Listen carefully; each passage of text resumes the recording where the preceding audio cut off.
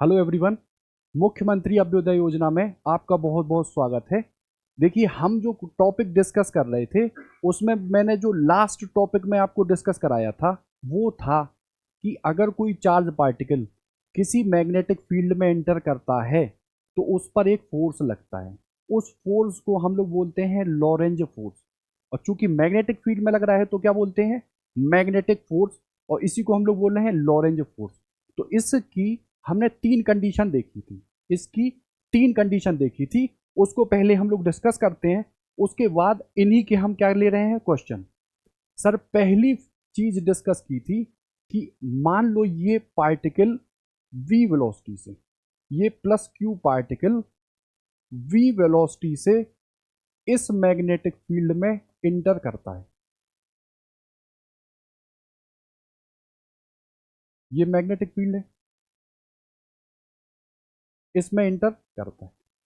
अब अगर इसमें इंटर करता है तो हमने देखा था क्या कि अगर ये इंटर कर रहा है तो लॉरेंज फोर्स लग रहा था हम लोग का F बराबर Q dot V cross B. और यहाँ क्रॉस प्रोडक्ट के रूल से हम देख रहे थे कि F जो है वो हमेशा परपेंडिकुलर रहेगा वेलोसिटी के। F हमेशा परपेंडिकुलर किसके रहेगा? B के। इतनी बात थी। अब अगर हम पावर की बात करें तो P की जो वैल्यू होती है वो क्या होती है? F डॉट वी तो होती। और अगर ये होती है और ये 90 है तो हमेशा पावर क्या आएगी? जीरो। हमेशा पावर का ही की रहेगी? जीरो। उसके बाद अब अगर पावर जीरो है तो वर्क डन क्या होगा? जीरो।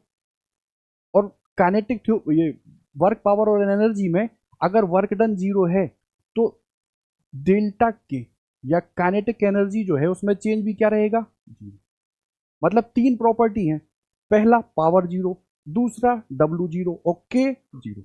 इतनी चीजें जीरो है। क्लियर? इसमें कोई दिक्कत तो नहीं।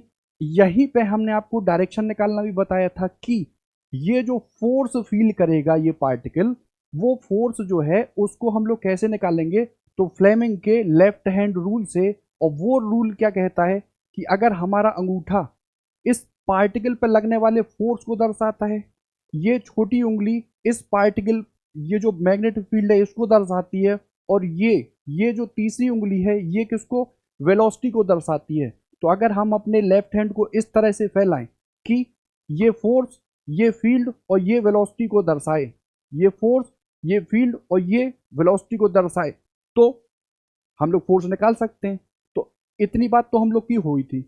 अब देखो, अगर इस डायग्राम में हम लोग देखें तो ये फील्ड इनसाइड ही तो है, ये जो वेलोसिटी है ये इस फील्ड के परपेंडिकुलर ही तो है। तो अगर इसी डायग्राम में हम फोर्स निकालना चाहें तो अगर फोर्स निकालें तो सर बी इनसाइड है अंदर, ये वेलोसिटी इधर है, ये और फोर्स किधर है? इधर। ये फोर्स किधर है? इधर। तो अगर देखो तो फोर्स कहां लग रहा है सर? ये। इस फोर्स को हम लोग क्या बोल रहे हैं? Magnetic force. इतनी बात क्लियर? अब ये फोर्स को हम लोग मैग्नेटिक फोर्स बोल रहे हैं। और यहां चेंज इन काइनेटिक एनर्जी क्या है? जीरो। मतलब जिस चाल से वो आ रहा है उस चाल में कोई परिवर्तन नहीं हो रहा है, बल्कि वेलोसिटी में परिवर्तन हो रहा है। इस फोर्स की वजह से इस चाल में तो कोई परिवर्तन नहीं हो रहा है, वेलोसिटी में परिवर्तन हो रहा है। तो अगर ये 90 डिग्री पर, ये 90 डिग्री पर बी और वेलोसिटी के बीच में है तो ये एक पाथ का अनुसरण करता है। और वो पाथ इसको कहां लाने की कोशिश करता है? सर्कुलर पाथ में। वो कहां लाने की कोशिश करता है? सर्कुलर पाथ में। और कोई भी पार्टिकल अगर सर्कुलर पाथ में चलता है तो एक अभिकेंद्रीय बल की जरूरत होती है। उस अभिकेंद्रीय बल को हम लोग कितना लिखते हैं? Half M V square. और लॉरेंज बल के बराबर होगा ये। अगर इसकी बात करो तो ये जो है हाफ एम वी स्क्वायर, ये किसके बराबर होगा? Q dot V cross B. इतनी बात है। अब देखो, अगर इसकी बात करो तो यहां से कितना निकला? सॉरी, ये क्या निकला ये? अभिकेंद्रीय बल ना। तो देखो, ये अभिकेंद्रीय बल M B square by R होगा ना। देखो, ये अभिकेंद्रीय बल कितना होगा? M B square by R. ये किसके बराबर होगा? इसके। अब सर वेलोसिटी, और बी के बीच में एंगल कितना है 90। तो इस v क्रॉस b को मैं v साइन 90 लिखूंगा। साइन 90 कितना होगा 1। तो यहां से M V square upon R ये बराबर किसके आएगा क्यू वी बी। यहां से मैं v को काटूं तो एम वी अपॉन आर की वैल्यू क्यू बी होगी। तो यहां से ये जो त्रिज्या निकलेगी ये कितनी निकलेगी M B upon Q B. ये तो थी हम लोग की पहली कंडीशन। दूसरी कंडीशन, अगर मान लीजिए कि उस पार्टिकल की वेलोसिटी कितनी है v है, तो ये हाफ एम वी स्क्वायर होगा या नहीं। ठीक है, ये हाफ एम वी स्क्वायर होगा कि नहीं। इसको अगर हम काइनेटिक एनर्जी के रूप में k माने तो v स्क्वायर की जो वैल्यू है वो निकलेगी 2k अपॉन m। यहां से हम v की वैल्यू निकालें तो वो कितनी निकलेगी under root 2k upon m। और अभी हमने पीछे ही बताया आपको कि v बराबर क्या होता है M V upon Q B. R बराबर M B upon Q B. तो v की वैल्यू अगर यहां रखें तो ये m है, ये 2k अपॉन m है, और ये कितनी है क्यू बी। यहां से ये m इससे कटेगा तो इसकी जो वैल्यू आएगी वो कितनी आएगी under root 2k m upon under root 2k m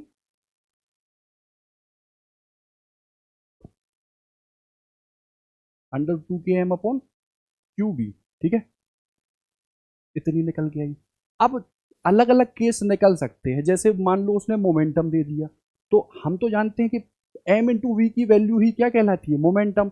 तो अगर r को निकालना चाहें तो R P upon Q B भी होता है। ठीक, या अगर हम मान लो कोई पोटेंशियल दे दें तो ये जो काइनेटिक एनर्जी है यही किसके बराबर होता है ई और वी के। यही के किसके बराबर होता है ई और वी के। तो हम आर की वैल्यू अलग अलग निकाल सकते हैं। आर की वैल्यू यहां से कितनी निकलेगी 2, के की वैल्यू मान लो ई रख दी, वी पोटेंशियल रख दिया, ये एम रख दिया और यहाँ क्यू भी। ठीक है, तो ये तो अकेला आर की बात हुई। अब अगर सर ये मान लो सर्कुलर पाथ पर रोटेट करता है तो टाइम पीरियड कितना होगा, मतलब एक पूरे रोटेशन में टाइम पीरियड कितना होगा। तो वो भी हमने बताया कि सर ये अगर टाइम को हम टी लें तो एक पूरे रोटेशन में वो अपनी परिधि के बराबर ही तो रोटेट करेगा। तो टी की जो वैल्यू है वो कितनी आएगी समय बराबर दूरी और बटे 4, इतनी तो आएगी। और देखो अगर इसको लिखना हम चाहें तो आर की वैल्यू अभी हाल मैंने आपको बताई M V upon Q B. ठीक, तो अगर v से b को हमने काट दिया तो t की वैल्यू कितनी निकली है 2 pi m upon Q B. अगर वो प्रति सेकंड में रोटेशंस की संख्या पूछे तो सर उसी को तो हम लोग फ्रीक्वेंसी बोलते हैं। और फ्रीक्वेंसी क्या होती है 1 अपॉन टी। और वो कितनी निकलेगी तो सर टी की अपोजिट, तो Q B upon 2 pi M.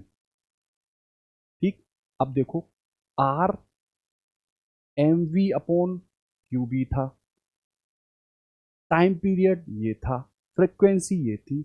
तो जितनी ज्यादा वेलोसिटी उस चार्ज पार्टिकल की होगी वो उतना बड़ा सर्किल में रोटेट करेगा।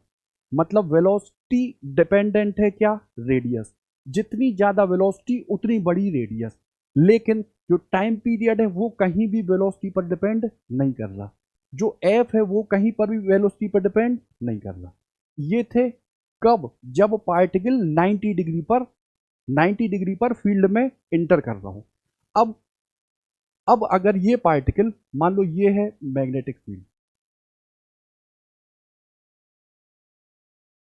और ये पार्टिकल इस बार ऑब्लिक इंटर कर रहा, मान लो थीटा एंगल बनाते हुए ये रोटेट कर रहा है। ठीक, ये क्या थी बी। तो अगर इस पार्टिकल के हम लोग घटकों को देखें तो अगर ऊपर के घटक को देखें तो ये मान लो v वेलोसिटी से इंटर कर रहा तो ये होगा v साइन थीटा। और बताओ ये कितना होगा v कॉस थीटा। अब अगर हॉरिजॉन्टल घटक को देखो तो b और v कॉस थीटा की जो डायरेक्शन है वो सेम ही डायरेक्शन में तो है। और लॉरेंज फोर्स कहता है कि F equal to Q dot V cross B, और वी क्रॉस बी में अगर बी और वी के बीच में एंगल जीरो है तो साइन जीरो की वैल्यू कितनी होगी, जीरो। तो इस डायरेक्शन में यानी कि हॉरिजॉन्टल डायरेक्शन में तो कोई भी फोर्स फील नहीं करेगा ये चार्ज पार्टिकल, ठीक है। लेकिन यहां अगर ऊपर की बात करो तो ये v साइन थीटा कहां था, ऊपर, और ये फील्ड कहां थी, यहां। तो फील्ड और जो वेलोसिटी है, अपर वेलोसिटी ऊपर वाली, इसके बीच में एंगल कितना है, 90। तो सीधी सी बात है v और वेलोसिटी के बीच में अगर एंगल कितना हो, 90, तो ये पार्टिकल रोटेट करेगा कैसे, सर्कुलर पाथ में। तो हमने इस पार्टिकल को ऐसे रोटेट कराया, ठीक। ये फील्ड आगे बढ़ा लो। अब अगर ये पार्टिकल रोटेट करेगा तो पार्टिकल तो सर्कुलर रोटेट कर रहा था, आपने आगे क्यों बढ़ा दिया, तो ये वेलोसिटी का ये जो वेलोसिटी है v साइन थीटा तो इसको सर्कुलर घुमाएगी और v साइन थीटा इसको आगे बढ़ाएगा। तो ये जो इसका पथ होगा ये कौन सा होगा, हेलिक्स। ये कौन सा पथ होगा, हेलिक्स। इसी को हम लोग क्या बोलते हैं, सर्पिलाकार, ठीक। तो इसके लिए भी वही फॉर्मूले निकलते हैं कि सर आर की वैल्यू कितनी होगी, मतलब ये जो सर्कुलर पाथ पे भी रोटेट कर रहा और साथ साथ आगे भी बढ़ रहा, तो जो पाथ रोटेट कर रहा है उसके लिए आर की वैल्यू कितनी होगी, पहला। उसके बाद मान लो इसने एक रोटेशन पूरा किया, यहां से चला और ये रोटेट करते हुए यहां पर आया, तो इस रोटेशन में ये जितनी दूरी चला उस दूरी को हम लोग लेते हैं क्या, पिच, ठीक। तो वो कहता है पिच की भी वैल्यू बताइए, वो कहेगा मान लो पिच, ठीक। तो आर की जो वैल्यू है अभी हमने आपको निकालना सिखाया कितनी होती है, M V upon Q V. लेकिन यहां वेलोसिटी हम कौन सी लेंगे, वो वेलोसिटी जो इसको सर्कुलर घुमा रही है, तो वेलोसिटी हम कौन सी लेंगे, वी साइन थीटा। तो यहां हम वी की जगह क्या लेंगे, वी साइन थीटा, ठीक है। उसके बाद पिच, तो पिच ये दूरी ही तो है, और दूरी बराबर क्या होता है, चाल गुणा समय। तो मान लो यहां से यहां तक की जो दूरी है, दूरी चाल गुणा समय, चाल यहां कितनी लेंगे हम, वी कॉस थीटा, यहां कितना लिया, वी कॉस थीटा इंटू समय, समय को मैंने कितना लिया, टी, और टी जो है वो वेलोसिटी पे डिपेंड नहीं करता, तो यहां मैं लिख दूंगा सीधा वी कॉस थीटा, और टी की वैल्यू मैंने निकाली थी 2 pi m upon Q B. इतनी बात समझ में आई, ठीक है। तो आर की वैल्यू ये निकली, पिच की वैल्यू ये निकली। अब टाइम पीरियड, तो टाइम पीरियड तो अभी भी वही रहेगा, क्यों, क्योंकि वेलोसिटी पर तो डिपेंड नहीं करता। तो 2 pi m upon Q B. Frequency कितनी होगी, Q B upon 2 pi m, ठीक। इतनी चीजें थी। अब इन्हीं चीजों से हम क्वेश्चन लेते हैं तो ये चीजें आपको पूरी रिकॉल हो जाएंगी।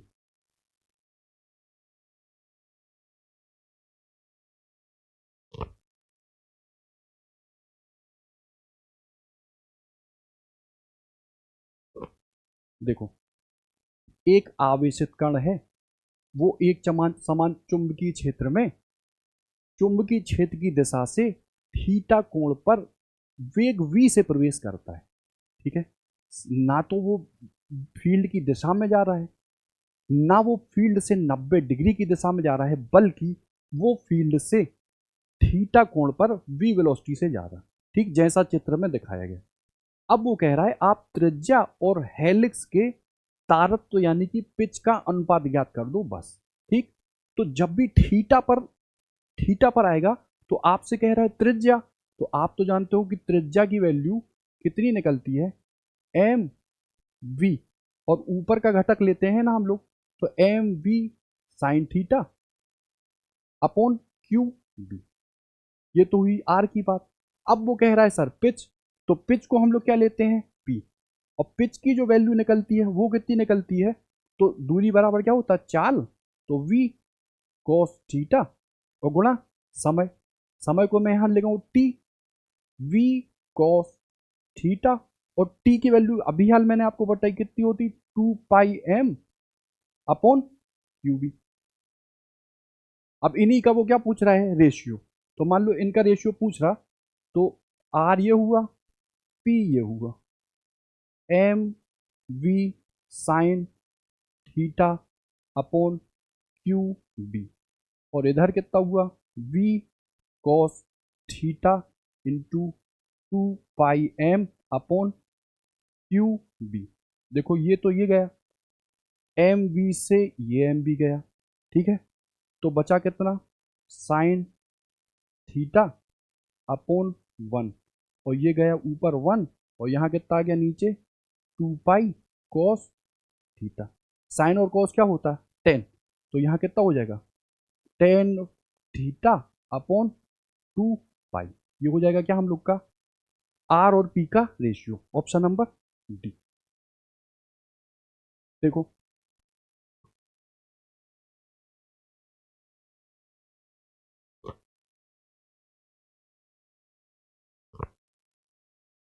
एक आवेशित कण है, वो चुंबकीय क्षेत्र के लंबवत, लंबवत मतलब वो पाथ कैसा रोटेट करेगा, सर्कुलर।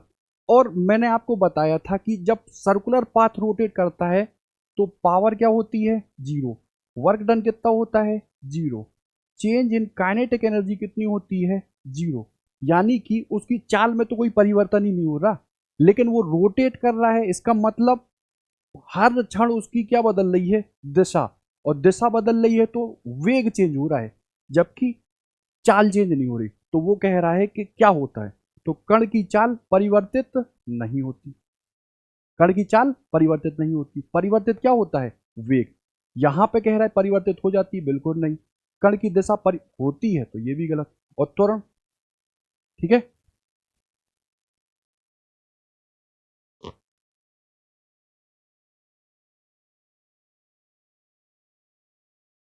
देखो v वेग से चल रहे आवेशित कण पर चुंबकीय क्षेत्र भी लगा दिया, इस पर लगने वाला बल शून्येतर होता है, शून्येतर मतलब शून्य से इतर, कुछ भी हो शून्य नहीं होना चाहिए। तो इसका अर्थ क्या है, ठीक, हमने आपको बताया कि F जो होता है वो Q dot V cross B के बराबर होता है, ठीक है। अब वो कह रहा है शून्य से इतर कुछ भी हो, तो शून्य तो तब होगा जब या तो आवेश जीरो हो, या इसका ये जो वेलोसिटी है ये जीरो हो। अब ये तो जीरो है नहीं ना, तो इसको जीरो से अलग करने के लिए अगर देखो Q V B sine theta, ठीक है, अगर हम यहां थीटा की वैल्यू जीरो लेते तब तो फोर्स क्या आता, जीरो। थीटा की वैल्यू अगर हम जीरो लेते तो फोर्स कितना आता, जीरो। और अगर थीटा की वैल्यू 180 ले लेते तो भी साइन 90 प्लस 90 वही कॉस 90 कितना हो जाता, तब भी फोर्स जीरो। तो जीरो और 180 को आप हटा दो, और इनको हटाने के बाद कोई भी एंगल लो, तो बी एफ जो है वो क्या जीरो नहीं आएगा। तो दोनों के बीच कोण का मान कहाँ गया ये, अच्छा, दोनों के बीच कोण का मान शून्य और 180 के अतिरिक्त कुछ भी हो सकता है, तब हम लोग का जो फोर्स है वो शून्यतर होता है, मतलब शून्य से शून्य के अलावा कुछ भी होता है, ठीक है।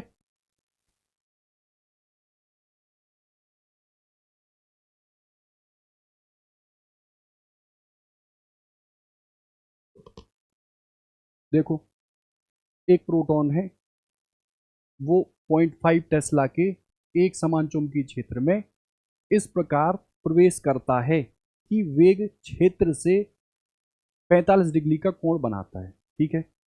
तो अनुसरण किए गए हेलिकल मार्ग का पिच पिच पी हो तो हेलिक्स की त्रिज्या बताओ, ये क्वेश्चन वो पूछ रहा है, ठीक। चलो ये बी से मान लो ये है बी, इससे कितने का एंगल बना रहा था, 45 का, इतनी बात क्लियर है। तो वो पी कह रहा है, त्रिज्या कह रहा है। देखो हम तो त्रिज्या की अगर बात करें तो आर की वैल्यू कितनी निकलती है, एम वी, त्रिज्या के लिए ऊपर का घटक लेते हैं sine theta, M B sine theta upon Q B, यही तो लेते हैं। और देखो वो कह रहा है पिच पी हो, तो पिच एक्चुअली में होती क्या है, पिच की बात करो तो पिच होती है वी कॉस थीटा, और ये कितना होता है, चाल दूरी बराबर चाल गुणा समय, समय को मैं क्या ले लूं, 2 pi M upon Q B ले लूं, इतना लिया। अब देखो हमको आर की जो वैल्यू है वो पी और पाई के टर्म में चाहिए, इतनी बात है। तो देखो अगर हम लोग, देखो यहां था M V upon Q V, इसको लो, देखो इसको ऐसे साइड में लिख दूं मैं, M V upon Q B को तो ऐसे ही लिख दिया, ये कितना था 2 पाई कॉस थीटा, ठीक है, इतना लिखा। तो M V upon Q V को क्या मैं P upon 2 pi cos theta लिख दूं, P upon 2 pi cos theta लिख दूं, तो M V upon Q B की value P upon 2 pi cos theta, और इसी वैल्यू को मैं यहां रख दूं, तो आर की वैल्यू कितनी आ जाएगी, M V upon Q B को मैं क्या रख रहा हूं, पी अपॉन 2 पाई, और ये क्या कॉस थीटा, और इधर कितना था साइन थीटा, ठीक है। तो ये कितना गया, पी अपॉन 2 पाई, और ये कितना आया टेन थीटा, और देखो थीटा कितने पे एंटर कर रहा था वो, 45 पे, तो टेन 45 कितना होता है 1, तो इसका जो फाइनल आंसर होगा वो कितना होगा, पी अपॉन 2 पाई, कितना होगा पी अपॉन 2 पाई, हेलिक्स की त्रिज्या आर, ठीक है।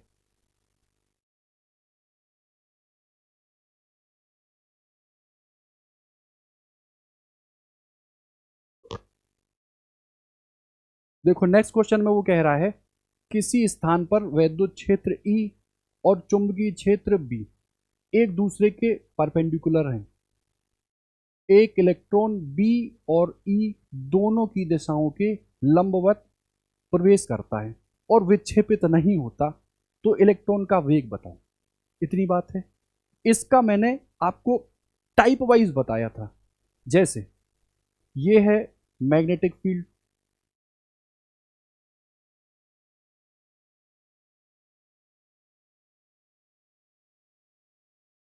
और ये है मान लो इलेक्ट्रिक फील्ड, ठीक है। एक पार्टिकल प्लस क्यू चार्ज का वी वेलोसिटी से इंटर किया, ठीक है, तो वी वेलोसिटी से इंटर किया तो इस पर एक फोर्स लगता है, वो लॉरेंज फोर्स होता है।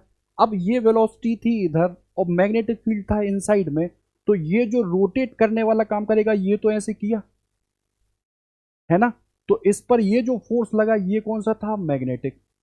और देखो प्लस क्यू चार्ज पर हमेशा फील्ड की डायरेक्शन में एक इलेक्ट्रिक फोर्स भी लगता है जिसको हम क्या बोलते हैं, क्यूई, क्या बोलते हैं क्यूई, तो इस पर एक फोर्स यहां लगा, इसको क्या बोलेंगे, क्यूई।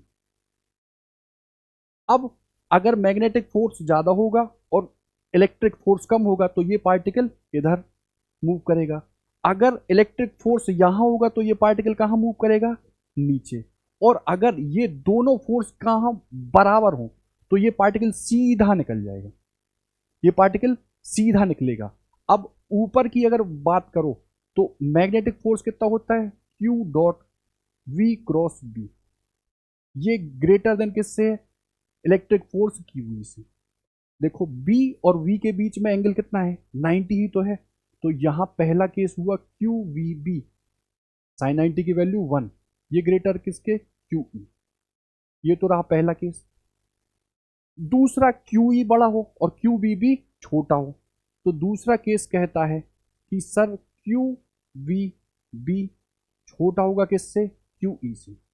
और तीसरा केस कहता है कि अगर मैग्नेटिक फोर्स और इलेक्ट्रिकल फोर्स बराबर हो तो ये पार्टिकल सीधा निकल जाएगा, यानी कि क्यू वी बी बराबर क्यू ई, ठीक। और ये क्यू से अगर हमने क्यू को काट दिया तो ई की जो वैल्यू है वो कितनी आई, वी बी, कितनी आई और अगर हम लोग वेक्टर की बात करो तो ये हो गया वेक्टर, ये हो गया वेक्टर। देखो यही सेम चीज यहां पूछी है। बी और बी कहाँ है, एक दूसरे के परपेंडिकुलर, यानी कि अगर ये है फील्ड इनसाइड और परपेंडिकुलर अगर ई लेना है तो ऐसे ही तो लेंगे, ये ई हो गया और ये बी हो गया। विक्षेपित नहीं हो रहा है, विक्षेपित नहीं हो रहा, सीधा निकल रहा, तो हम जानते हैं क्या होगा, दोनों फोर्स बराबर होंगे। क्यू से क्यू को अगर हमने काट दिया तो ई की जो वैल्यू होगी वो क्या होगी, ई की जो वैल्यू होगी क्या होगी, बी इंटू वी, यही तो है। वो पूछ रहा है वेलोसिटी बताओ, तो वी बराबर क्या होगा, ई, और क्या होगा नीचे बी, क्या होगा ई अपॉन बी। ठीक है,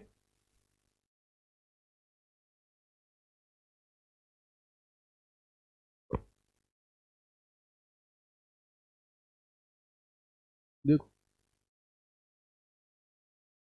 एम द्रव्यमान है, क्यू आवेश है, ई काइनेटिक एनर्जी है, एक इलेक्ट्रॉन है, और बी में परपेंडिकुलरली प्रवेश करता है। वही पूछ रहा है आवृत्ति बताओ।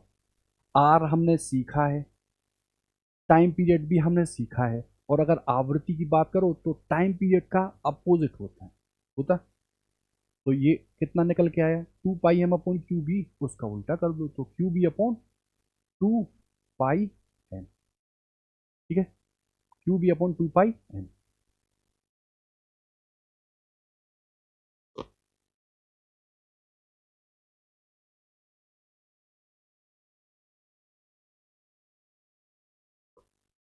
देखो क्या कह रहा, एक वर्गाकार चालक लूप की भुजाओं की लंबाई एल है, मतलब स्क्वायर मुझे दिया हुआ है, उसके भुजाओं की लंबाई एल है और उसमें धारा प्रवाहित होती है आई। लूप के केंद्र पर मैग्नेटिक फील्ड क्या होगी। उसने यहां पे केवल एल एल एल ही लिख दिया और समानुपाती या व्युत्क्रमानुपाती लिखा। तो अगर हम इसको निकालें,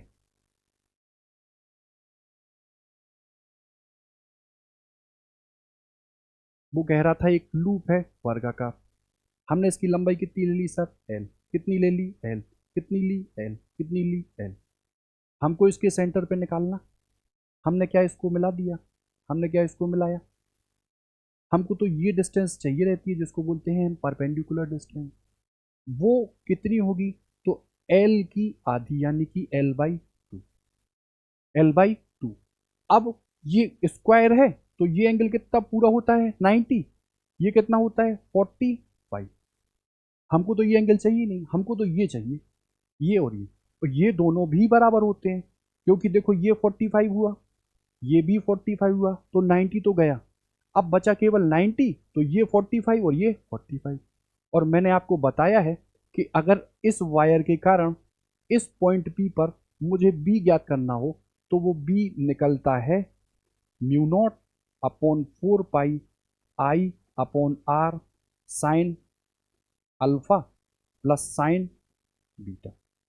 यहाँ अल्फा और बीटा कितने हैं, 45 और 45 रखते हैं यहाँ पे, तो म्यू नॉट अपॉन 4 पाई ये आई, और आर कितना है होता है परपेंडिकुलर डिस्टेंस, वो कितना हुआ एल बाई टू, कहाँ चला गया ऊपर, और साइन 45 की वैल्यू 1/√2 प्लस 1/√2, तो ये कितना हो गया 2/√2 हुआ, और टू कितना हो गया 4। ठीक है, म्यू नॉट अपॉन 4 पाई, ये कितना हुआ 4 आई अपॉन L√2। ठीक है, कितना हुआ, एल है ना, कितना हुआ एल। तो वो पूछ रहा है केवल एल के क्या व्युत्क्रमानुपाती है, क्या समानुपाती है या स्क्वायर, तो बताओ एल के व्युत्क्रमानुपाती है। ठीक,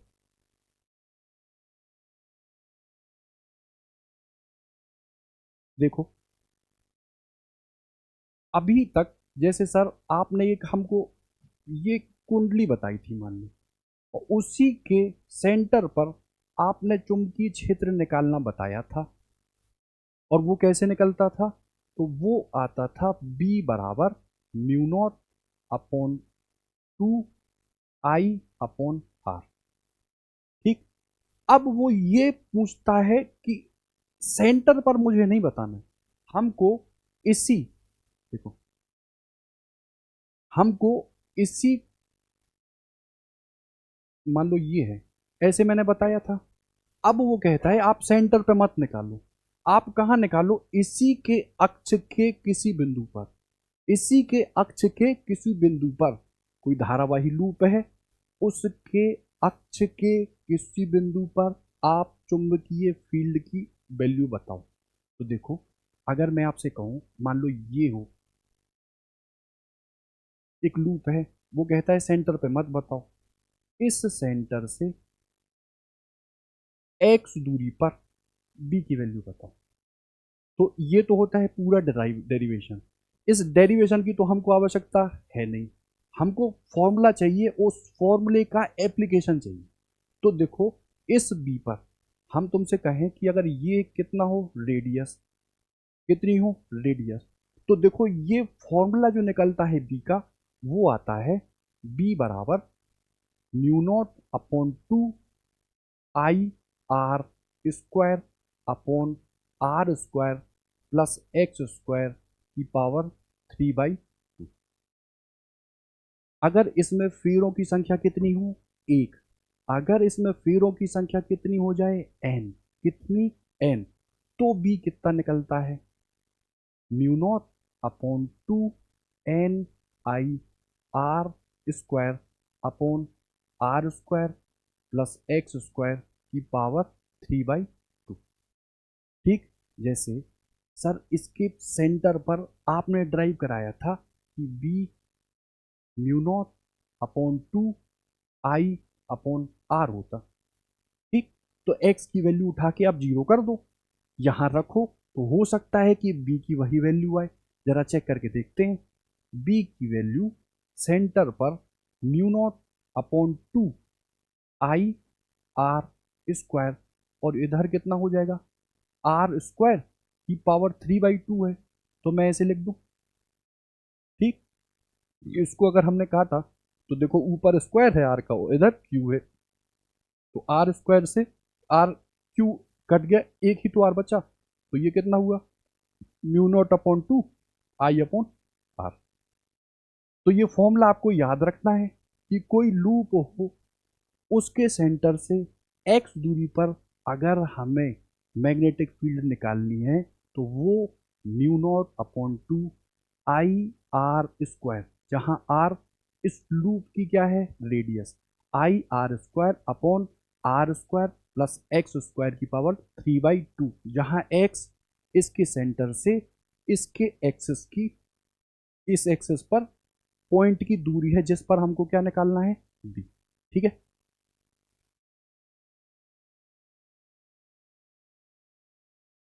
देखो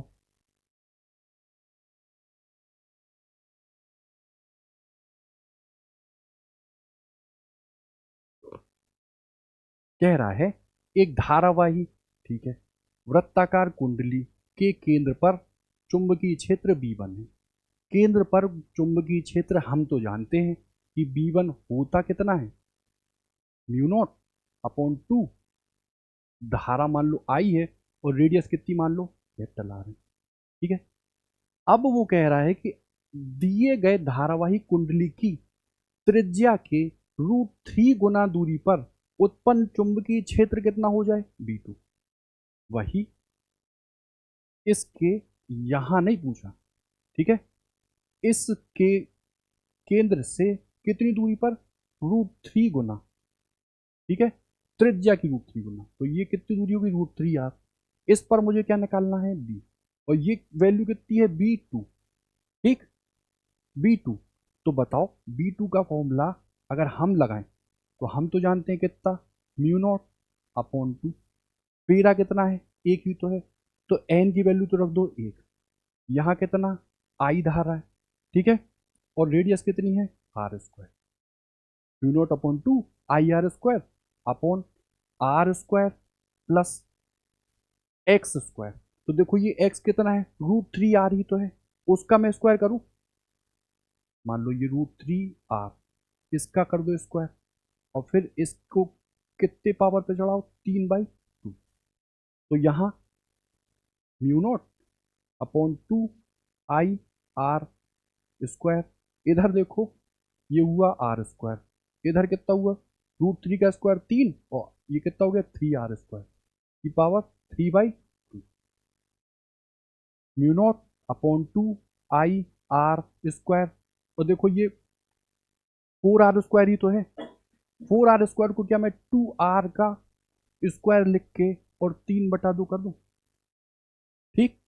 इससे इसको काटा तो ये 2 की पावर 3 तो हुआ 8, और R की पावर 3 कितना हो गया R³ mu naught upon 2 I R², नीचे कितना हुआ 8R³, जो बचा कितना mu naught upon 2 I R² को ये R खा गया तो यहाँ कितना आया 8R, ठीक। इनका हमको रेशियो निकालना था B1 और B2 का, तो B1 को मैं लिखूं कितना म्यू नॉट अपॉन 2I/R, और B2 को कितना लिखूं म्यू नॉट अपॉन 2I/8R, ठीक है। देखो इसको काट दूं, इसको I/R तो कितना बचा 1/1, और ये 8 गया ऊपर, ये 1 आ गया नीचे। तो बताओ B1 रेशियो B2 की वैल्यू कितनी निकल आई 8:1, ठीक है। तो ऑप्शन नंबर सी सही है।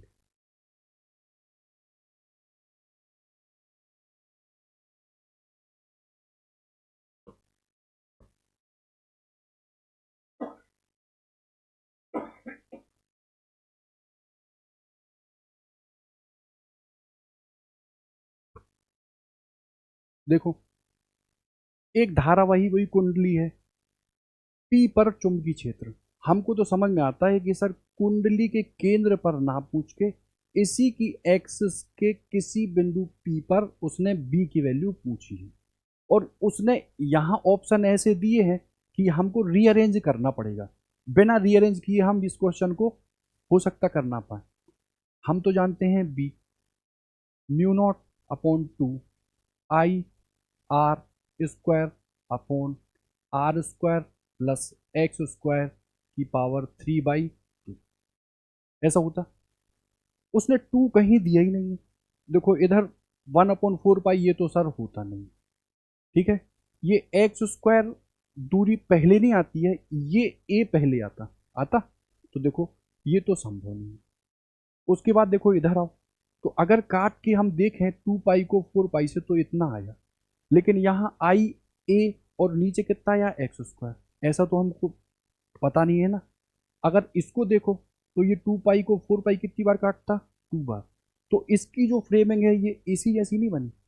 Mu naught upon 2I, R की जगह देखो यहाँ रेडियस कितनी है इसकी A ही तो है, तो IA², और नीचे कितना है देखो ये X दूरी ही तो है और ये रेडियस ही तो है, तो R² ये हुआ और X² ये हुआ। इसका मतलब ये क्वेश्चन हम लोग का, ये ऑप्शन हम लोग का सही हो गया।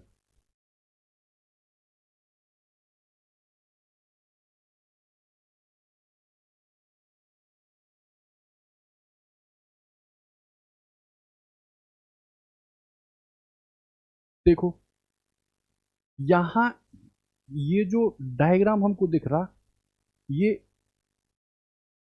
कुंड स्पाइरल है, ठीक है, ये सर्पलाकार टाइप का है, मतलब फेरे ही फेरे हैं इसमें, ठीक। तो एक फेरे के कारण तो हमने पढ़ा है, 2 के कारण हमने पढ़ा है, लेकिन यहां तो फेरे जो है वो लगातार है ना, वेरिएबल आ रहा है, इसका मतलब हम कैलकुलस यूज करेंगे इसमें, ठीक। तो इसमें कैलकुलस हम कैसे यूज करें, कहीं पे भी वेरिएशन आएगा हम इंटीग्रल करेंगे, और इंटीग्रल के लिए हम एक छोटा सा एलिमेंट लेते हैं, किसी डिस्टेंस पे लेते हैं, उसको पूरे यहाँ लिमिट से लेकर लास्ट लिमिट तक हम लोग इंटीग्रेट करते हैं और आंसर ले आते हैं। अब देखो जैसे ये मान लो हमारे पास स्पाइरल एक पाथ था, तो अगर हम मान लो ऐसा करें कि इस यहाँ से मान लो x दूरी पर या मान लो r दूरी पर एक एलिमेंट ले लें, कितना dr, कितना एलिमेंट ले लें dr, तो इस छोटू से पार्टिकल dr में भी तो स्पाइरल रूप से सर्किल होंगी, तो इस डी आर में कितनी सर्कल होंगी? तो आप कहोगे देखो एन फेरों की है ये कुंडली, ठीक, एन फेरों की है और आंतरिक त्रिज्या कितनी है ए, और बाह्य त्रिज्या कितनी है बी, ठीक। तो हमको पहले फेरे निकालने, इसमें कितने होंगे? तो बताओ, हम कहेंगे कि अगर डिफरेंस लो तो बी में से ए को घटाओगे तो ही तो ये डिफरेंस निकलेगा। तो बी माइनस ए त्रिज्या में कितने फेरे हैं? एन, ठीक है। तो एक में कितने होंगे यूनिटरी मेथड के हिसाब से? एन अपॉन बी माइनस ए, ठीक। और हमने कितना छोटा सा पार्ट कर लिया, और ये लिया डी आर, हमने ये कितनी ली है, अवयव लिया है डी आर। तो बताओ डी आर में कितने होंगे? एन अपॉन बी माइनस ए, और इधर कितना हो गया? डी आर, ठीक है। ये एक में है, ये इसमें है, कितना हुआ? ठीक। अब हम एक के वजह से तो जानते हैं ना, वो कितनी होती है? बी बराबर mu naught upon 2 I upon R. अगर आर है, आर रेडियस है, तो और हमको कितने दिए हैं डी आर में, कितने दिए हैं? हमको नंबर ऑफ टर्न बताने हैं ना, क्योंकि यहाँ एन का गुणा ही तो करते हैं, और ये टर्न ही तो है। तो इधर टर्न की गुणा करो तो ये फाइनल फील्ड निकली बी माइनस ए, और ये डी आर, ठीक। अब इस हमने मान लो आर लिया, तो आर कहाँ से शुरू हुआ होगा? ए ही से तो शुरू हुआ होगा, फिर चेंज, फिर चेंज, फिर चेंज होते होते कहाँ पहुंचा होगा फाइनली? बी। तो ए से बी तक ही तो लिमिट लेंगे हम। तो जो कांस्टेंट है उसको पहले निकालो बाहर। इस छोटे से अवयव के कारण क्या निकला था? D B. तो हम इसको इंटीग्रेट करते हैं। अगर इंटीग्रेट किया तो बताओ म्यू नॉट अपॉन 2 आई कांस्टेंट है, एन भी कांस्टेंट है, और बी माइनस ए भी कांस्टेंट है, ठीक है। तो इंटीग्रेट किसका होगा? D R upon R. और डी आर अपॉन आर क्या आता है? लॉग आर तो आता, ठीक है। तो ये म्यू नॉट अपॉन 2 एन आई, और ये कितना? बी माइनस ए, और ये कितना हुआ? लॉग आर, ठीक है। इसकी वैल्यू ए से कहां तक रख दो? बी तक। तो ये निकल के आएगा mu naught upon 2 N I upon B minus ए, और ये देखो लॉग ए माइनस बी, ए अपॉन बी हो जाता, तो पहले लॉग बी होगा, माइनस के लॉग ए होगा, तो वो बी अपॉन ए आ जाएगा, तो लॉग बी अपॉन ए, ठीक है। तो हम लोग का आंसर आ गया mu naught upon 2 N I upon B minus A log B upon A. कौन सा ऑप्शन हुआ? Mu naught N I 2 B A, ठीक है, ऑप्शन नंबर, ठीक है।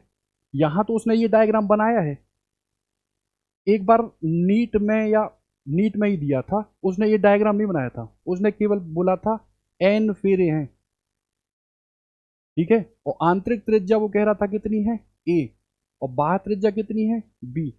तो वो पूछ रहा था इस स्पाइरल के कारण मैग्नेटिक फील्ड बी की वैल्यू बताओ, ठीक।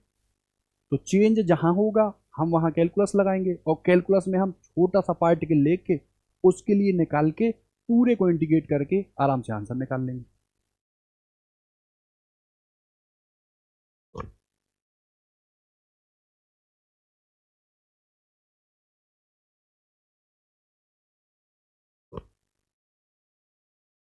देखो, एक कण जिसका आवेश इलेक्ट्रॉन के आवेश के समान है, ठीक है, 0.5 चुंबकीय क्षेत्र में 0.5 सेंटीमीटर त्रिज्या के वृत्ताकार पथ पर चलता है, चलने दो। यदि 100 वोल्ट प्रति मीटर का वैद्युत क्षेत्र लगाने पर यह सीधी रेखा में चले तो कण का द्रव्यमान क्या होगा? ठीक है, इसमें देखो दो दो उसने टॉपिक दे दिए। पहला तो वो कह रहा था कि सर ये सर्कुलर पाथ पे चल रहा, और अगर हमने इसमें फील्ड लगा दी तो ये पार्टिकल सीधा निकल जाता है। देखो दो चीजें यूज हो गई। पहला तो वो वृत्ताकार पथ पे चल रहा, और हमको फाइनली क्या निकालना था? द्रव्यमान, ठीक है। तो पहले हम वृत्ताकार पथ को कंसीडर करें, उसके हिसाब से आर की जो वैल्यू है वो कितनी निकलती है? M V upon Q V. ठीक है, मान लो ये था। अब हमने लगा दी फील्ड, और फील्ड लगा दी तो वो क्या निकल गया, सीधा। और जब भी वो सीधा निकलेगा, सर्कुलर पाथ में था, सीधा निकल गया, तो क्या होगा, मैग्नेटिक फील्ड किसके बराबर हो जाएगी, इलेक्ट्रिक फील्ड की। मैग्नेटिक फील्ड किसके बराबर, इलेक्ट्रिक फील्ड। तो बताओ, क्यू वी बी सीधा ही तो निकला, और मैग्नेटिक फील्ड कहाँ थी, इनसाइड, क्योंकि वृत्ताकार पथ पे चल रहा था। तो क्यू वी बी किसके बराबर हो जाएगा, क्यू ई के बराबर होगा। ठीक, अगर हमने यहाँ क्यू से क्यू को काटा तो हमको क्या चाहिए था, मास। ठीक है, तो यहीं से अगर मैं मास देखूं तो वो कितना निकलेगा, Q B R upon B, यही तो निकलेगा। और अगर हम v की वैल्यू यहां से निकाल लें तो v की वैल्यू e अपॉन बी तो निकलेगी। ठीक है, उसको क्या मैं यहां रख दूं, तो Q B R upon E upon B कहाँ चला गया, ऊपर। तो ये कितना हो जाएगा, Q B square R upon E. ठीक है, अब उठा के वैल्यू रख दो। क्यू की क्या दी है, इलेक्ट्रॉन है, इलेक्ट्रॉन की कितनी होगी, 1.6 इंटू 10⁻⁻90। बी कितना है, 0.5 है ना, तो 0.5 का स्क्वायर में कर दूं, 0.5 इंटू 0.5। आर 0.5 सेंटीमीटर है, तो मीटर में बदल दो, 0.5 इंटू 10⁻⁻²। और नीचे कितना ले लें, ई। देखो ये वोल्ट प्रति मीटर है, तो यहाँ 100 रख दो। ठीक है, काट दो।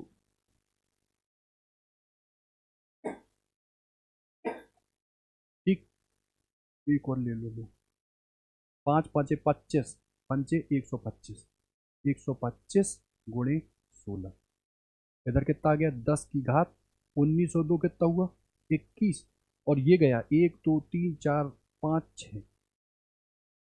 ठीक है, गुणा करो, 16×5 = 80, 8 16×2 = 32, 8 40, हाँ चलिए 4 16 20 इंटू 10⁻21 6 27। 1 2 3 को काटो तो 2 इंटू 10⁻⁻20। ठीक है, ये क्या निकल आया, मास। ये तो चाहिए था, कितना हुआ, 2 इंटू 10⁻⁻24। ठीक है,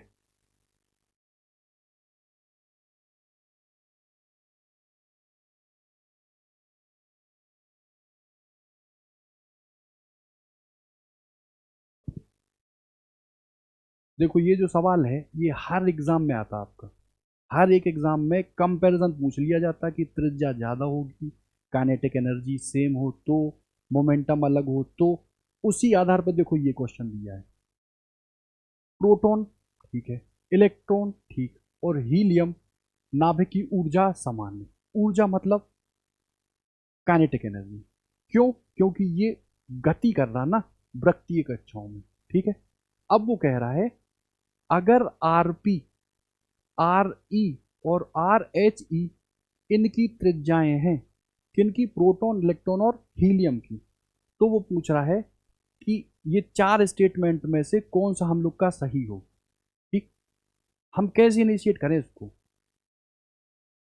देखो आप कह रहे हो काइनेटिक एनर्जी, और हमने जो आर पढ़ा है वो पढ़ा है M V upon Q we.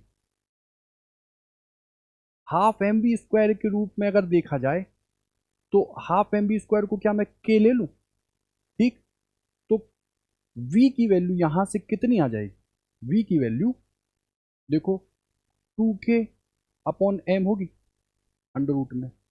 इस v को उठा के हम यहां रख दें तो हमको काइनेटिक एनर्जी के फॉर्म में r मिल जाएगा। तो ये कितना आ जाएगा, under root 2k M upon Q D. इतना ही तो आया। अब काइनेटिक एनर्जी तीनों की क्या है, सेम है। यहाँ k की वैल्यू सबकी सेम है, तो हमको अगर रेडियस निकालनी है तो मान लिया रेडियस पहले किसकी है, प्रोटॉन की, रेशियो रेडियस फिर किसकी है, इलेक्ट्रॉन की, फिर रेडियस किसकी है, हीलियम नाभिक, उसकी तो वैल्यू निकालनी। तो देखो काइनेटिक एनर्जी तो सेम है, तो क्या मैं यहाँ अंडर रूट में मास ऑफ प्रोटॉन रखूं, रेशियो मास ऑफ इलेक्ट्रॉन रखूं, और फिर मास ऑफ हीलियम नाभिक रखूं, ठीक। और नीचे जो है तो देखो एक समान चुंबकीय क्षेत्र है ना, देखो चुंबकीय क्षेत्र के तल के लंबवत, ठीक। तो तीनों के लिए बी तो सेम है, तो यहां क्यू रख दूं किसका, प्रोटॉन, क्यू रख दूं किसका, इलेक्ट्रॉन, और क्यू रख दूं किसका, हीलियम, ठीक। तो अगर मैं इसको एक मान लूं तो इनका और इनका जो मास है, प्रोटॉन का मास इलेक्ट्रॉन के मास से अधिक होता है, ये तो क्लियर है। और जो हीलियम का होता है वो प्रोटॉन के मास का कितना होता है, 4 गुना। तो अगर मैं यहां रखूं एमपी, यहां मान लो इसका आवेश कितना होता है क्यू, इसका मान लो ये मास ऑफ इलेक्ट्रॉन है, इसका भी कितना होता है चार्ज क्यू, और हीलियम कितना होता है 2He4। तो अगर यहां मैं रखूं तो जो ये होता है प्रोटॉन का, तो वो कितना होता है 2 टाइम, सॉरी 2He4 होता ना,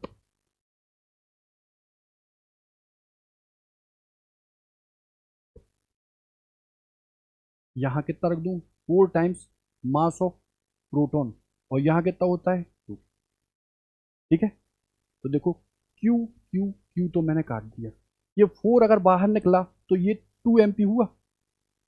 इसी को देखो अगर मैं यहाँ निकालूं तो 2 और ये मास ऑफ MP हुआ, और ये 2 हुआ। तो इस 2 से अगर मैं 2 को काट दूं, ठीक, तो ये और ये सेम ही तो है, ये और ये सेम ही तो है। और अभी मैंने बताया प्रोटॉन का मास इलेक्ट्रॉन के मास से ज्यादा होता, तो रेडियस प्रोटॉन की और रेडियस हीलियम के नाभिक की, समझो,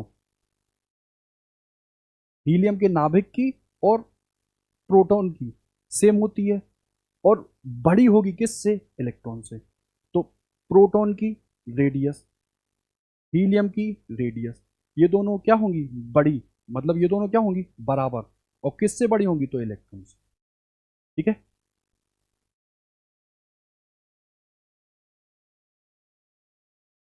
देखो इस टाइप का हमने पिछली क्लास में ये क्वेश्चन किया था, देखो वही क्वेश्चन देखो अभी प्रीवियस ईयर में आया है।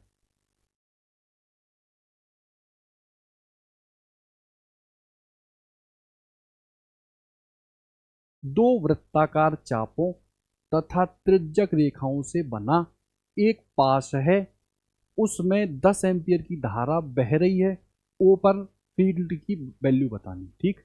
हमको ये दिया है, तो अगर इस एलिमेंट को हम लें तो इसको पीछे बढ़ाने पर ये ओ पर ही तो मिल रहा, इसकी वजह से पी क्यू की वजह से कोई भी मैग्नेटिक फील्ड नहीं बनेगी, तो इसको तो आप भूल जाओ।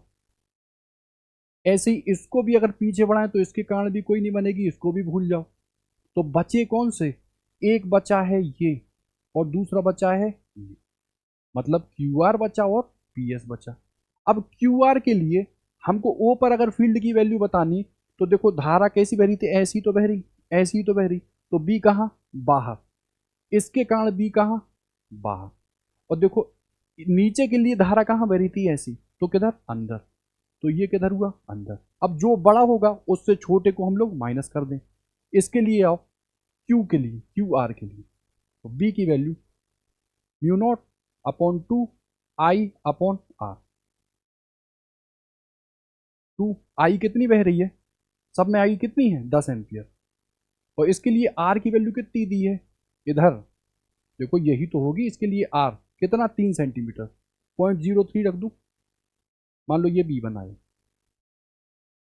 और B2 निकालो तो म्यू नॉट अपॉन 2 I देखो कितनी बह रही, वही 10, और रेडियस कितनी है, 3 और 5, 2 कितनी, 5.05, ठीक है।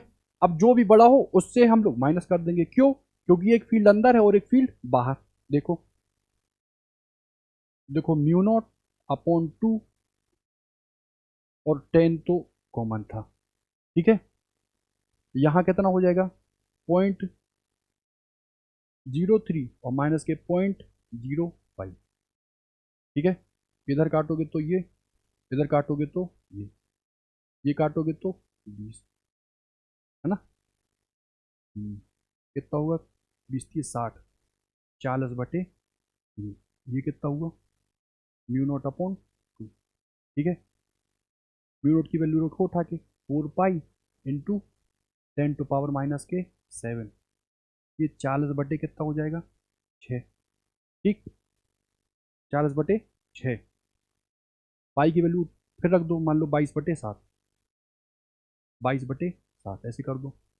तो ये कितना आया, ये 2 बार गया तो ये 3 बार गया।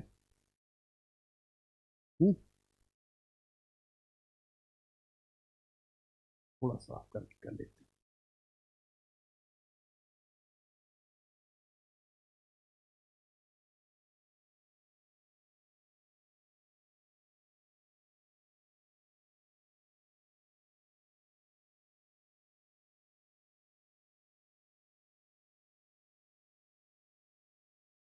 देखो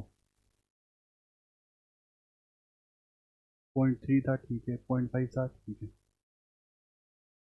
तो जो बी फाइनली निकला वो कितना आया, म्यू नॉट अपॉन 2। अच्छा ठीक है, 10 भी ले लिया। इधर कितना आया, इधर आया 0.03 माइनस 0.05। इसको काटो तो ये, इसको काटो तो 100/3 में से 20 को हटा दिया, 100/3 माइनस 20, ये कितना है, म्यू नॉट अपॉन 2। कितना था, 10। इसको काटो तो 20 में से 60 गया तो 40/3 है ना, म्यू नॉट अपॉन 2। ये कितना आया, 10। ये कितना आया, 40/3। अच्छा, देखो हमको एंगल तो लेना था ना, 45 था, पूरी सर्किल के लिए बनता है ये। तो 45 के लिए कितना ले लो, यहाँ कितना कर दो, 45 बटे पूरा सर्किल कितना रखता है, 360। इसको काटो तो 90, 2 4 6 8, ठीक है। इसको काट दो तो ये 8 पंचे 40। ठीक है, अब ये कितना आ जाएगा, 10 पंचे, इसको काट लो 5। ये कितना हुआ, 25/3। और ये कितना हुआ, म्यू नॉट 4 पाई 22/7 रख दो इंटू 10⁻⁻7। ठीक, 25/3। ठीक है, लो इसको काटो अगर, तो ये कितनी बार कटा, 2 बार। ठीक है, कैलकुलेशन दिक्कत हुई, चलो देखना होगा यही। ठीक है, बड़े में से छोटी फील्ड को लेके हम माइनस कर देंगे, या यहाँ देख लो, चलो म्यू नॉट, इसको मैं सीधा काट के कितना लिख रहा हूँ, 5। इधर कितना लिख दिया, 20 दिया 60, 40/3। और एंगल कितना होता है, 45। और यहाँ कितना था, 360। ठीक है, ये गया 45 90, तो ये कितनी बार गया, 8 बार। 8 पंचे 40। ये कितना हुआ, 5 5 25/3।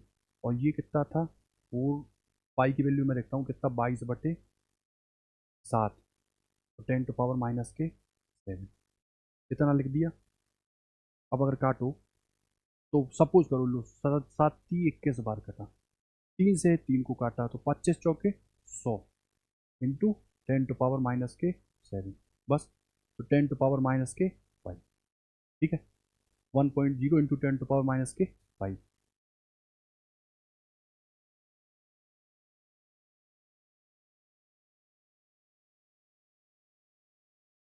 देखो ये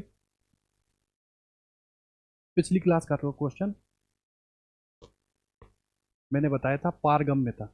तो पारगम्यता को वही हम लोग ले रहे थे क्या, म्यू नॉट। और मैंने म्यू नॉट को बताया था ना, ना क्या आ रहा था, यही तो आ रहा था, न्यूटन किसका होता है, MLT-2। और ये होता है A2। ये कितना निकला था, MLT-2 A-2। ठीक, अब देखो एक टॉपिक देखो, हमने आपसे कहा ये हमारे पास एक मैग्नेटिक फील्ड थी।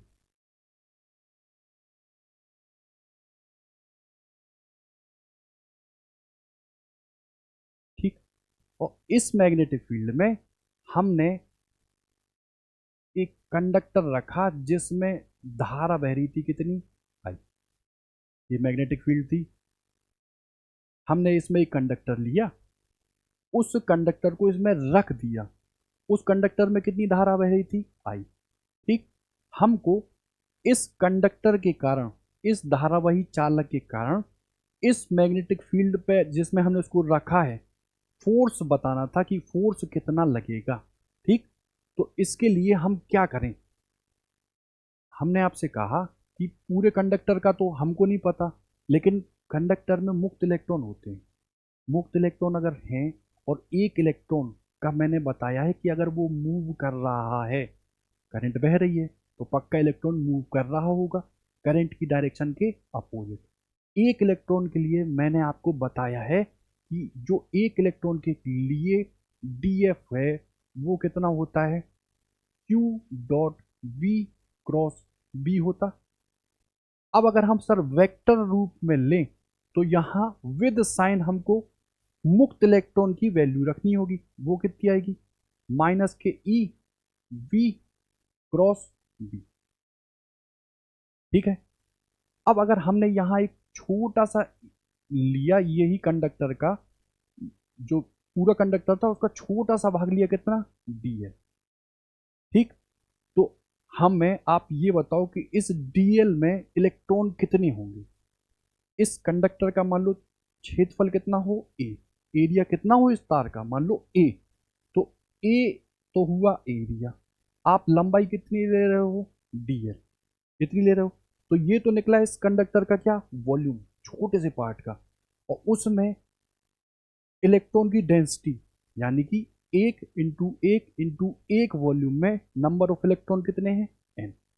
तो ये डीएल लेंथ पर उपस्थित इलेक्ट्रॉन हुए, इतने ही तो हुए। और एक इलेक्ट्रॉन पे आवेश कितना है, यही तो है। तो पूरे डीएल पर जो इलेक्ट्रॉनों पर जो फोर्स होगा उसको क्या मैं ऐसे नहीं लिख दूं, ई माइनस के साइन के साथ वी, और फिर इसको मैं बी ना लिख दूं। ठीक। और इलेक्ट्रॉन गति कैसे करता है कंडक्टर में, ड्रिफ्ट वेलोसिटी में। तो इस v को क्या मैं वी डी नहीं लिख दूं। ठीक। तो ये निकल के आया सर डी एफ, एक इलेक्ट्रॉन पर, मतलब डीएल लेंथ पर जो इलेक्ट्रॉन है उस पर फोर्स, इतना निकला। अब अगर यहां में एन ई ए और इस क्रॉस प्रोडक्ट से वीडी को बाहर निकाल लूं और डीएल को इस प्रोडक्ट के साथ ले जाऊं, तो देखो N E A V D. ठीक है। और डीएल को कहां ले गया मैं, अंदर, कहां ले गया, डी। ठीक। तो माइनस साइन कहां चला गया, देखो ड्रिफ्ट वेलोसिटी क्या थी, इलेक्ट्रॉन की वेलोसिटी। और देखो डीएल जब मैं एलिमेंट लेता हूं तो उसकी डायरेक्शन करंट की डायरेक्शन में ही तो लेता हूं। तो वीडी की डायरेक्शन इलेक्ट्रॉन की डायरेक्शन, और डीएल की डायरेक्शन करंट की डायरेक्शन, और करंट की डायरेक्शन इलेक्ट्रॉन की डायरेक्शन के अपोजिट ही तो होती। तो उस माइनस को भी मैं बाहर लाया और माइनस माइनस मिलके क्या हुआ, पॉजिटिव। या सीधा समझ लो ये ड्रिफ्ट वेलोसिटी डीएल के अपोजिट होती, तो ये माइनस इस वजह से यहां से गायब। और बताओ N E A V D को हम लोग क्या बोलते हैं, धारा ही तो बोलते हैं। तो ये हुई आई, और ये कितना निकला, डी एल। ये कितना निकला, डी। ठीक है। तो इस एलिमेंट के कारण फोर्स कितना निकला, डी एफ, और वो कितना निकला, I D L cross D. ठीक है। तो बताओ पूरे के कारण कितना निकलेगा, हम पूरे के लिए फोर्स लें तो पूरी लेंथ हम कितनी ले रहे हैं, एल। तो ये कितना निकला, आई, फिर कितना निकला, एल क्रॉस क्या निकला, डी। ठीक है। और इसी को अगर हम लोग आगे बढ़ा दें तो ये I L B sine theta, जहां थीटा एल और बी के बीच का एंगल है। ठीक। तो एक हम लोग का ये निकला। अब देखो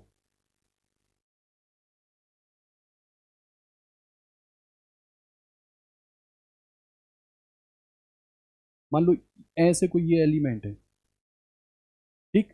ये रखा हुआ है मैग्नेटिक फील्ड में, आपने तो सीधे कंडक्टर का बताया, इसका तो कभी बताया ही नहीं।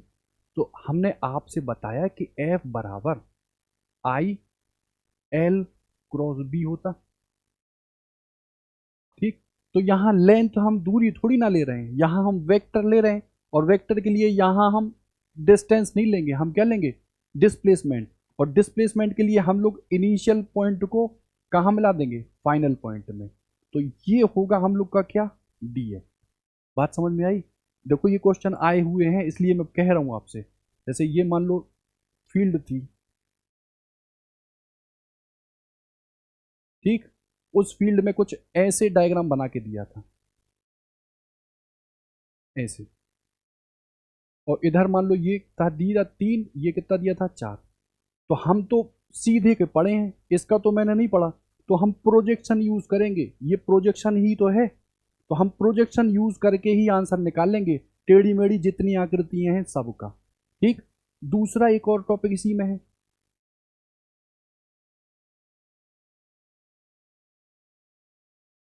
कि अगर हमको पूरा कोई ऐसा लूप दिया, ठीक, तो इस लूप के कारण, अगर ये लूप मैग्नेटिक फील्ड में रखा है और इसमें भी धारा बह रही है, तो इस पूरे लूप के कारण जो फोर्स होगा वो कितना आएगा, जी। अलग अलग एलिमेंट के लिए तो अलग आएगा, लेकिन पूरे लूप के लिए कितना आएगा, 0। जैसे इसी फील्ड में मान लो ऐसा ये फील्ड है, और मान लो ये ऐसे रख दिया, इधर से चला, इधर चला, इधर चला, और ऐसे ए से बी, सी और फिर डी। तो जहां से चले वहीं आ गए, तो डिस्प्लेसमेंट तो हुआ ही नहीं, तो यहां फोर्स की वैल्यू कितनी हुई, 0। ये यूज होंगे। अब समझो, एक तो हमने बताया आपको दाहिने हाथ की हथेली का नियम, दूसरा मैंने आपको बताया फ्लेमिंग का लेफ्ट हैंड रूल, ठीक। और ये तीसरा रूल है जो है एफ एम सी, ठीक है, जो है एफ एम सी। जैसे मैं आपसे कहूं, जैसे मैं आपसे कहूं ये करंट है, ठीक, और जैसे समझो आप पहले, फिर मैं एग्जाम्पल लेके समझाता हूँ। जैसे मैं आपसे कहूँ हमको फोर्स पता करना, फोर्स की डायरेक्शन पता करना है, एक तो मैंने आपको बताया फोर्स, बी और वेलोसिटी। अब सर करंट की बात आ गई, तो यहाँ पे हम जो फॉर्मूला लगाएंगे वो रहेगा लेफ्ट हैंड रूल ही, लेकिन एफ मतलब आप याद कर लो फादर, एम मतलब मदर, और सी मतलब चाइल्ड। तो एफ दिखाएगा किसको, फोर्स को, एम दिखाएगा किसको, मैग्नेटिक फील्ड को, और सी किसको दिखाएगा, करंट को। करंट की दिशा को सी, बी की दिशा को ये बीच वाली फिंगर, और एफ किसको दिखाएगा, फोर्स को। अभी हम उसका यूज करेंगे तो और कायदे से आपको समझ में आएगा, ठीक। देखो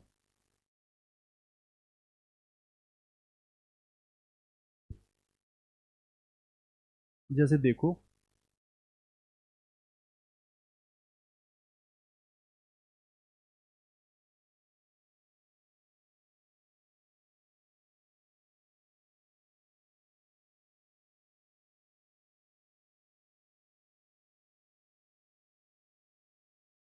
देखो ये दो वायर हैं, इनकी सर मान लो इनफाइनाइट लेंथ की ये वायर हैं, इसमें करंट कितनी जा रही है, I1, इस पे करंट कितनी जा रही है, I2, ठीक है। अब मान लो इस पे करंट I1 जा रही है, तो बताओ इस तार के कारण, इस तार के कारण, इस तार के हर एक पॉइंट पे चुंबकीय क्षेत्र डेवलप होगा, होगा। तो तार मान लो, इसको मान लो ए तार, इसको मान लो बी तार, तो ए के कारण, इस धारा के कारण इस तार के हर एक पॉइंट पे फील्ड डेवलप होगी, और वो फील्ड कितनी होगी, मान लो बी। इस तार के कारण क्या ले लेंगे, बी, ठीक है। अब हर एक पॉइंट पे सेम क्यों होगी, तो अगर मान लो ये पॉइंट था, हमने इस पॉइंट के परपेंडिकुलर खींचा तो आर ही आया, और ये तो इनफाइनाइट है, तो ये लेंथ कितनी हुई, ये एंगल कितना हुआ, 90। इधर भी एंगल कितना हुआ, 90। मान लो ये पॉइंट लिया तो इधर भी परपेंडिकुलर कितना रहा, आर, और ये एंगल कितना हुआ, 90। ये एंगल कितना हुआ, 90। तो हर एक बिंदु पर बी तो सेम ही हुआ होगा। तो अगर मैंने तुमसे कहा इसके इसके कारण इस तार पर एक तो निकला बी, उसको मैंने क्या किया बी ए। अब बताओ अगर इस पर मैग्नेटिक फील्ड डेवलप हो रहा और ये कंडक्टिंग वायर है, इसमें देखो धारा बह रही, तो इस पर एक फोर्स लगेगा, इस पर एक फोर्स लगेगा। वो फोर्स कैसे निकलेगा? तो आप कहोगे फोर्स ऑन बी, ठीक है, फोर्स ऑन बी। तो देखो इसमें धारा कितनी बह रही है, आप कहोगे I2, I2, ठीक है, आई बी एल, ठीक है। तो इनफाइनाइट लेंथ के लिए तो हम लोग लेते ही नहीं है, तो हम इसकी लेंथ कितनी ले लेंगे एल, हम कितनी लेंथ ले लेंगे एल, तो यहां ले लेंगे आई एल, ठीक है। और इसकी फील्ड जो होगी वो इसके कारण कितनी निकलेगी, इसके कारण इसकी फील्ड कितनी निकलेगी, तो हम जानते हैं कितनी, mu naught upon 4 pi I upon R, और 90 प्लस 90 कितना हो जाएगा 2, तो ये कितना आएगा mu naught upon 2 pi I upon R. ध्यान देना ये आर हम यहाँ कितना रखेंगे I1, इसके कारण निकालना है ना, तो हम यहाँ कितना रखेंगे I1, और आर की वैल्यू कितनी रखेंगे आर। तो अगर यहाँ हमने रखा और फिर ये रूल लगाया, देखो फोर्स कहाँ लगेगा, तो आप कहोगे इस तार के कारण, मान लो यहाँ कोई पॉइंट P था, उस पर दाएं हाथ की हथेली का नियम लगाया, तो बी कहाँ गया अंदर, बी कहाँ गया अंदर, तो इसके लिए हमने बी कहाँ लगा लिया अंदर। अब लेफ्ट हैंड रूल लगाया, तो फादर मदर चाइल्ड, फोर्स हमको पता करना है, बी कहाँ था इनसाइड, और करंट कहाँ बह रही थी ऊपर। तो देखो ये बी इनसाइड था, देखो करंट ऊपर बह रही थी, ये father mother child, force magnetic field और ये करंट, करंट ऊपर, देखो करंट ऊपर फील्ड अंदर, तो फोर्स कहाँ लगेगा इधर। तो इस पर फोर्स कहाँ लगा, मान लो एफ, वायर पे फोर्स F2, ठीक, इधर। तो ये कितना निकला आई एल, और बताओ बीच का एंगल कितना है, एल और एल, आई एल बी होता ना, तो बी अंदर है और एल कहाँ है इधर, तो बीच का एंगल तो 90 हुआ। आई एल और बी की वैल्यू उठा के रखो, तो कितनी I mu naught upon 2 pi I1 upon R, ठीक है। इसको मिटाते हैं,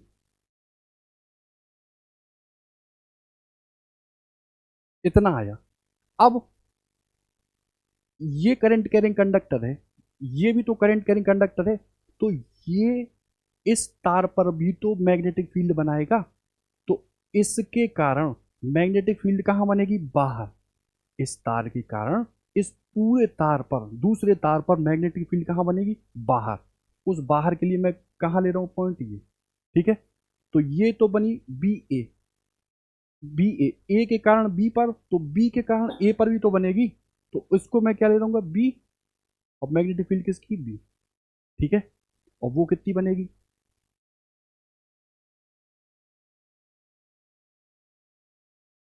म्यू नॉट अपॉन 4 पाई आई, कितना इसमें कितनी करंट जा रही थी I2, और डिस्टेंस कितनी है आर, और देखो वही 90 और 90 का, तो यहाँ कितना हुआ 2, ठीक है,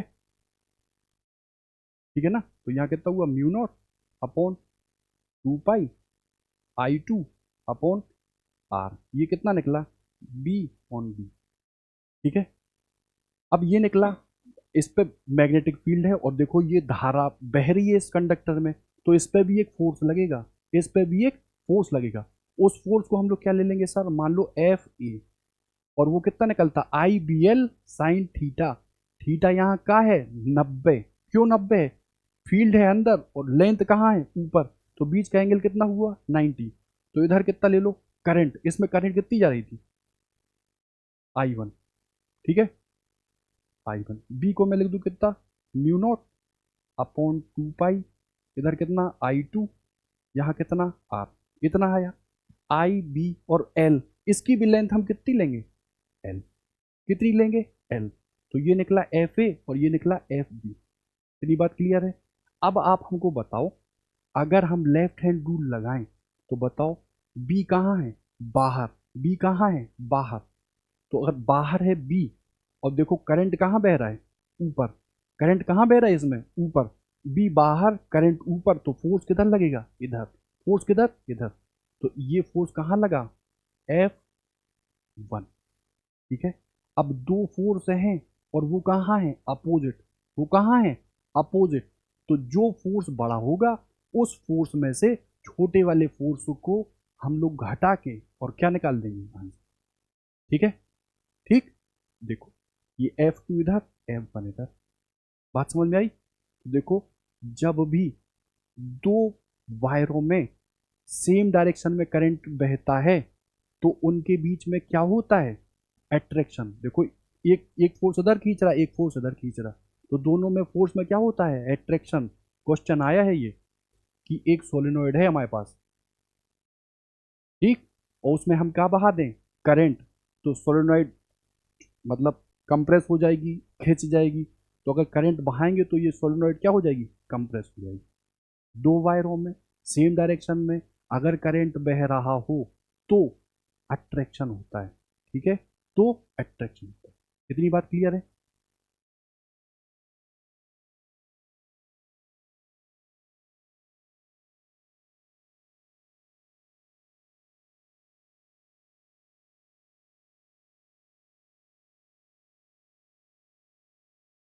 एक क्वेश्चन इसी का देखते हैं पहले। हम्म,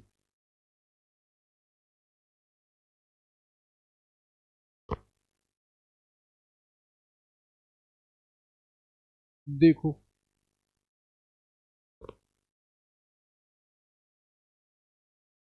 ये हमको डायग्राम दिया, ठीक है। अब दो वायर हैं, उनमें करंट बह रही, बहने दो। अब वो कह रहा है कि इनके बीच की दूरी ये दी है 0.10, ठीक है, कोई दिक्कत नहीं। हमसे कह रहा है सर पॉइंट आप पी लो और पॉइंट आप क्यू लो और उन पर दिशा की गणना करो, किसकी, बी की। ठीक है, दिशा की गणना करो किसकी, बी की। चलो देखते हैं। बी की गणना करनी है तो हम लोग तो दाएं हाथ की हथेली का नियम लगाएं। ए पर करंट कहाँ बह रही थी, ऊपर। ए पर करंट कहाँ, ऊपर, तो धारा कहाँ, ऊपर। हमको पॉइंट पी, तो उंगलियों को उस पॉइंट पर रखते हैं। पॉइंट पी को देख रही हैं कहाँ, उंगलियां, हथेली कहाँ, अंदर। तो इस पॉइंट पी पर इसके कारण तो एक लगा इनसाइड, ठीक है, और इसके कारण भी तो लगा। तो इसको धारा किधर, इधर, पी किधर दिख रही थी, इधर। तो फील्ड किधर आई, बाहर। ये फील्ड किधर आई, बाहर। ठीक है, एक अंदर एक बाहर, निकाल लेंगे। तो देखो पी पर हम कैसे निकालेंगे, बी निकालना। बी की वैल्यू हम जानते कितनी, mu naught upon 4 pi I upon R. और वही देखो ये भी इनफाइनाइटली है, ये भी इनफाइनाइटली है, तो साइन 90 टू रख दूं। ये कितना आया, mu naught upon 2 pi I upon R, इतना आया। कहाँ, इनसाइड। अब आई की वैल्यू रखो और पी की भी, ये डिस्टेंस भी रखो। तो यहाँ निकला म्यू नॉट अपॉन 2 पाई। आई कितनी बह रही है इसमें, 5। आर की वैल्यू कितनी है, 0.05। ठीक है, कहाँ, अंदर। ठीक है, उसके बाद धारा ये वायर वी के कारण निकालो। तो मान लो ये बी वन है और ये बी टू, कितनी निकली, म्यू नॉट अपॉन 2 पाई। आई की वैल्यू कितनी है इस वायर में, 15, और आर कितना दिया है, 0.05। कहाँ, बाहर। ठीक है, ये अंदर थी और ये बाहर। जो बड़ी हो उसमें से छोटे को घटा दो। देखो म्यू नॉट अपॉन 2 पाई 0.05, इधर कितना था, 15, इधर कितना था, 5। ठीक है, कितना हुआ, म्यू नॉट अपॉन 2 पाई, ये कितना आया, 10, और ये कितना हो गया, 0.05। इसको हटाया 2, इधर कितना, 2, ये कितना, रहन दो, 2 से गुणा 2 से भाग कर दो, 4 पाई, ये कितना हुआ, 400। ठीक है, तो काट दो। तो 4 पाई 10⁻⁻7 ये हुआ, और 400 ये हुआ। ठीक है, 4 × 10⁻⁻5। ठीक, अब देखो, अब देखो, मैं मिटा दूं इसको।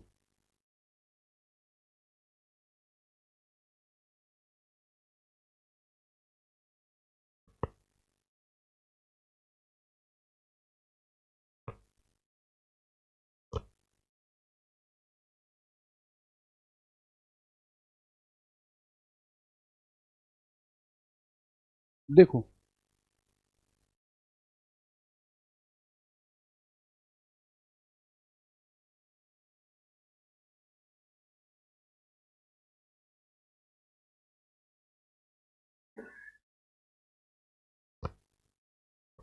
देखो, अब क्यू पे भी तो निकालना। तो इस वायर के कारण क्यू की डिस्टेंस कितनी है? 0.05, 0.05, 0.05। मैं जल्दी निकाल रहा हूँ, देखो। ये B1 बराबर म्यू नॉट अपॉन 2 पाई, और ये आई कितनी है धारा इसमें, कितनी है 5, और यहाँ आर की वैल्यू कितनी आ गई 0.15। ठीक है, क्यू पर इसके कारण कहाँ इनसाइड, और क्यू पर इस वायर के कहाँ, इस वायर के कहाँ इनसाइड। मतलब देखो इसके कारण क्यू पर कहाँ इनसाइड, और इसके कारण भी कहाँ इनसाइड। तो देखो B2 कितना हुआ म्यू नॉट अपॉन 2 पाई, और इसमें धारा कितनी बह रही है 15, और डिस्टेंस कितनी है 0.05। ठीक है, इसको काटो तो ये 2 जीरो, इसको काटो तो भी ये 2 जीरो, इधर काटो तो ये 300, इधर ये काटोगे तो 5 3 15, और ये 5 दाम 50। ठीक है, तो देखो ये म्यू नॉट अपॉन 2 पाई वैसे ही लिया, ये कितना था, दोनों जुड़ जाएंगे इस बार। तो देखो ये था 300, और ये कितना था 100/। ठीक, ये सॉल्व हो जाएगा तो आंसर आ जाएगा। ये तो हम लोग का रहा बी। अब देखो प्रति मीटर बल की गणना करनी है और दिशा बतानी है। तो देखो दोनों में धारा सेम जा रही है ना, सेम धारा जाती है तो अट्रैक्शन होता है। ये सेम धारा जाती है तो कहाँ अट्रैक्शन। तो हम वही फॉर्मूला लगाएंगे और ट्राई करेंगे। आप ट्राई करिएगा, नहीं तो हम नेक्स्ट क्लास में इसको बताएंगे। ठीक है।